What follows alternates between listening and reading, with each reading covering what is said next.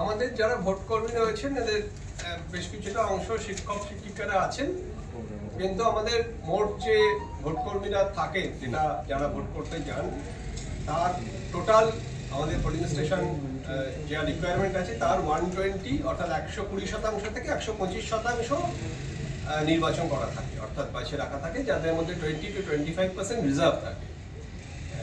যে ঘটনার কথা আপনারা বলছেন সেখানে যদি কিছু কর্মীরা যদি আসতে না পারেন সেক্ষেত্রে রিজার্ভ থেকে তাদের রিপ্লেস করে দেওয়া হবে।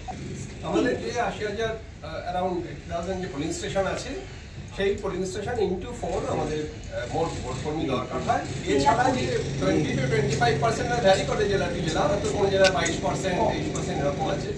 তো এই ভোট কর্মীরা তারা কিন্তু অলরেডি চিঠি পেয়ে গেছেন তারা ডিসিতে রিপোর্ট করার জন্য, অর্থাৎ তারা রিজার্ভ হিসাবে অলরেডি তারা ডিসিতে চলে আসবেন ডিস্ট্রিবিউশন সেন্টারে। কাজে এটা নিয়ে কোনো সমস্যা নেই তাদের খবর দেওয়ার ক্ষেত্রে, কারণ তারা অলরেডি তৃতীয় পর্যায়ের জন্য তারা চিঠি পেয়েই গেছেন। সিদ্ধান্ত নেবেন এক্ষেত্রে কমিশনের নির্দেশ আছে যারা পোলিং পার্সোনাল রয়েছেন, ভ্যালিড পোলিং পার্সোনাল থাকবেন, তাদের মধ্যে থেকে তারা ডিউটি দেবেন। এটা নিয়ে কোনো সন্দেহ ব্যাপার নেই। এবং তাছাড়া আমাদের যে ক্রাইসিস যেটা আপনারা বলছেন সেরকম কোনো ক্রাইসিস কিন্তু এখনো হচ্ছে না।